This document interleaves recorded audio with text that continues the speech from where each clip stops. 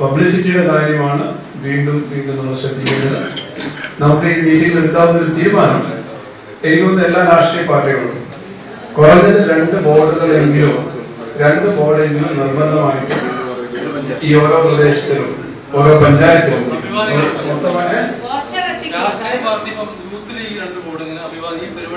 അഭിവാദ്യം പറഞ്ഞുകൊണ്ട് ഇത് ചെയ്തുകൊണ്ടുള്ള 2 ബോർഡുകളെങ്കിലും ഓരോ പഞ്ചായത്തിലും വെക്കണം. അത് തീർച്ചയായിട്ടും ഉണ്ടാവണം. അതിന് കൂടെ ഉദ്ഘാടകനായിട്ട് ഒരു സിനിമാ ആരെങ്കിലും ഒരു കവറിന് വേണ്ടി സിനിമാ താരങ്ങളൊന്നും പരിഹാരങ്ങളെല്ലാം നമ്മൾ നടത്തുന്നതാണ്. എന്നാൽ പോലും ഞാൻ സുരേഷ് ഗോപിയെ വിളിച്ചു. സുരേഷ് എന്നോട് ഞാൻ ശ്രമം നടത്താമെന്ന് പറഞ്ഞിട്ട് ഒപ്പിച്ചിട്ടില്ല. ഇന്ന് വൈകുന്നേരം ഇത് നമ്മൾ സലീം കുമാർ ഈ വർഷം അവാർഡ് മികച്ച അവാർഡ് കേന്ദ്ര അവാർഡ് ലഭിച്ച ദേശീയ ബഹുമതി ലഭിച്ച സലീം കുമാറിനോട് പറഞ്ഞിട്ടുണ്ട്.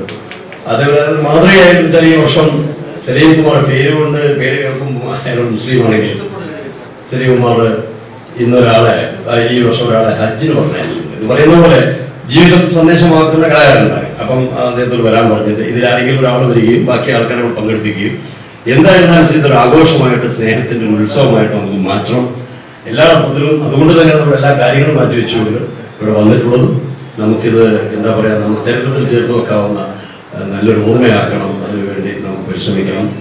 നന്ദി, നമസ്കാരം. എനിക്ക് ഈ കാര്യത്തിൽ ഒരു നിർദ്ദേശമായി വെക്കാനുള്ള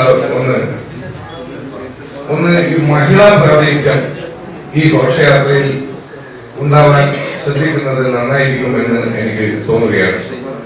മറ്റെല്ലാ വിഭാഗത്തിന്റെയും പ്രാതിനിധ്യത്തെ കുറിച്ച് ഇവിടെ ഏതാണ്ട് പറഞ്ഞു കഴിഞ്ഞു. മാത്രമല്ല ഒരുപാട് മഹിളാ പ്രസിഡന്റുമാരുള്ള ഒരു ഏരിയയാണ്, ഒരു മേഖലയാണ് നമ്മുടേത്. അക്കാര്യത്തിൽ അവർ പ്രത്യേക ശ്രദ്ധ വെക്കണം. പിന്നെ കുടുംബശ്രീയുടെ പ്രവർത്തനങ്ങളും ഒക്കെ ഉള്ളതാണ്. അവരെ ഉപയോഗപ്പെടുത്താൻ ഇതിൽ മിക്കവാറും വനിതാ പ്രസിഡന്റുമാരെ എനിക്ക് വ്യക്തിപരമായി അറിയാവുന്നതാണ്.